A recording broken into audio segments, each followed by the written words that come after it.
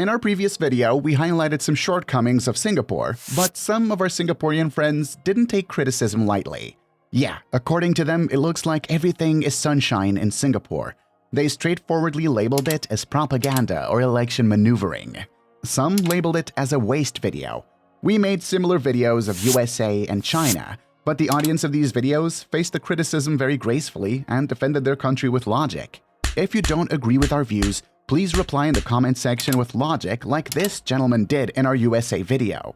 Singapore is a beautiful country quite similar to some futuristic paradise straight off of a sci-fi movie with the whole jungle chic vibes, where there are forests growing inside their buildings, manicured parks at the top of rooftops, amazing tourist sites like Sentosa Beach, Garden Bay, and Marina Bay, and the best thing? Clean, bright, and safe streets that would put your OCD friend to shame. In a country where no one speaks English, they speak an alien language called Singlish. Don't confuse it with the language where you sing a song. Singlish is an acronym of the words Singapore and English. In a country where buying gum is a more serious offense than forgetting your anniversary, and laws are as strict as your gym instructor's diet, achieving the perfect utopia in Singapore was no walk in the park. Being among the 20 smallest countries in the world, Singapore has evolved from being one of the largest slum colonies in the world to the successful hub that it is today. Isn't that the perfect Cinderella story? However, most economists ignore what made Singapore a success to begin with. Let's go back to where it all began. The island's strategic location made it a coveted trading post for centuries. It witnessed the rise and fall of empires, while merchants from all corners of the globe swarmed its shores. Then came the British, who turned this once sleepy outpost into a vital port. Under British rule, Singapore grew rapidly, becoming a melting pot of cultures and ethnicities. But here comes the tragic part of this story. World War II came bearing gifts, pain and suffering. The Japanese occupation scarred the city, leaving a mark that would shape its future. After the war, Singapore was handed back to the British, but the seeds of self-governance were sown. The people began to dream of independence and soon joined Malaysia because, who doesn't love joining another country just for the fun of it?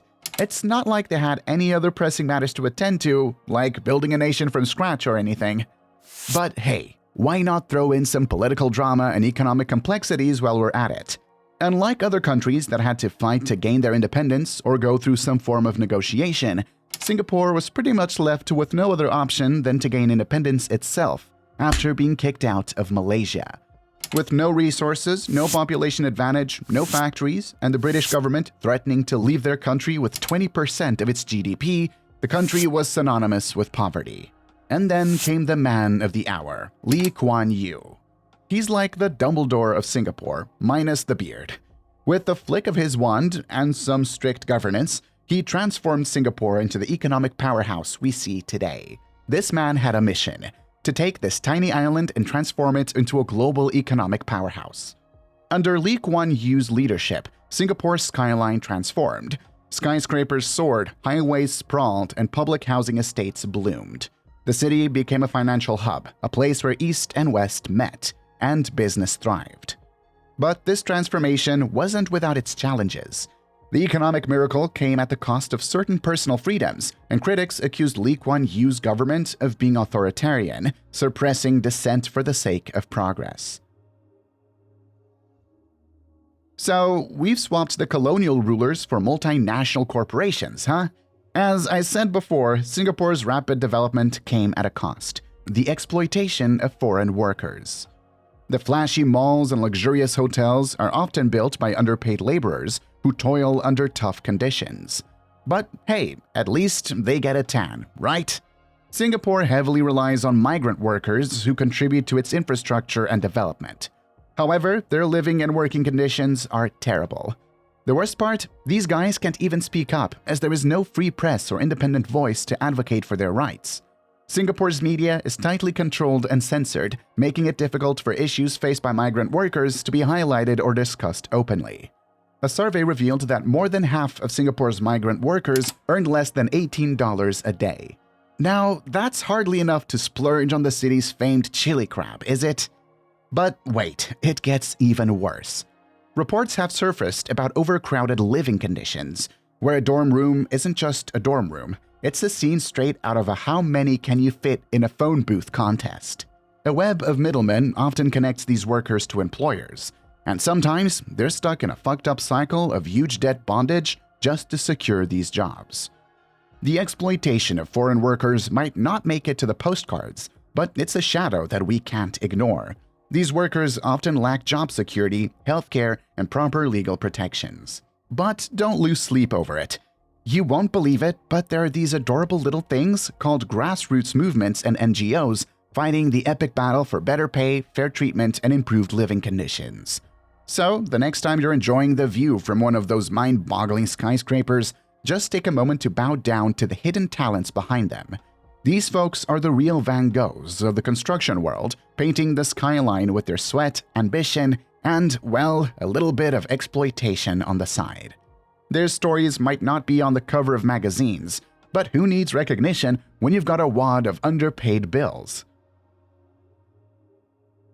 To secure its place in the world, Singapore invested heavily in its people. They took Kiasu to a whole new level, investing in their people and then making sure they have a backup team of migrant workers just in case. Meet Kiasu, a Singaporean term that means afraid to lose. Imagine raising your grandma for the last piece of kueh-kueh. That's the level of competitiveness we're talking about. In Singapore, FOMO is like a national sport. Missing out on a 2% discount is a genuine concern here. It's a marathon where satisfaction comes from not missing a thing. And then there's the meritocratic madness. Education became the passport to success and prosperity. From preschool calculus to PSLE exams that determine a child's future, it's a high-stakes journey. All this intensity takes a toll. Stress and mental health issues are as common as the MRT trains here. In March 2023, an NGO, Samaritans of Singapore, reported that they saved one person every 3 days in the past 11 months from suicide. 38% were 10 to 19 years old, and 44% were 20 to 29 years old. Now, I'm not saying the government is solely to blame, but if we ever see a superhero movie where the villain is an overload of homework, tuition fees, and an ever-demanding job market, we'll know where the inspiration came from. The intense pressure to succeed in Singapore's competitive society causes financial and emotional stress and is a key factor in the declining birth rate, despite government efforts to reverse it. The cost of homes in Singapore can be a hilarious sitcom if you find mortgage payments amusing. It's quite similar to signing up for a lifelong comedy show where you pay the entrance fee with your savings. But don't worry, we've got public housing, affectionately known as HDB flats. Let's talk about the wealth gap. Over here, we have crazy rich Asians, and on this side, we have the just about managing Asians, similar to a real-life Monopoly game, where some players get the prime properties and others are stuck with the go-to-jail card. Regardless, as we tiptoe through this garden of inequality, there's a balancing act. The government's social policies play the role of the surprise twist, providing healthcare, education, and affordable housing to level the playing field. Now, here's another funny twist. Singapore, celebrated for its diverse population, is often hailed as a model of racial harmony. But beneath the surface are layers of biases that challenge this rosy narrative. In a city where citizens proudly celebrate various cultural festivities together, it's puzzling to find that racism is still lurking in the shadows. Subtle racism creeps into everyday conversations. Microaggressions, like assuming someone's ethnicity based on their looks, are more common than you'd think. It's as if the city has its own secret code of bigotry. Even in the workplace, racism shows its face. Studies have shown that individuals with Chinese-sounding names have a higher chance of being called for job interviews compared to those with Malay or Indian names. And then there's the infamous Chinese privilege that's being debated across the nation. Some argue that policies and practices often favor the majority ethnic group, leaving others at a disadvantage. Ethnic enclaves in Singapore, while rich in culture, also sometimes reinforce racial divisions. The idea of staying in your own lane can inadvertently limit cross-cultural interactions and understanding. Beyond its impressive exterior, Singapore has more serious issues to deal with, like escalating mental health concerns and growing economic disparities. The country is fast becoming a nation of senior citizens, And while it can be said that Singapore has reached economic success, the strategy that worked in the past might be backfiring. Perhaps it's time for a heart-to-heart talk with the storks and some skyscraper yoga moves. If you enjoyed this video, don't forget to like, subscribe, and share your thoughts in the comments below to share your views.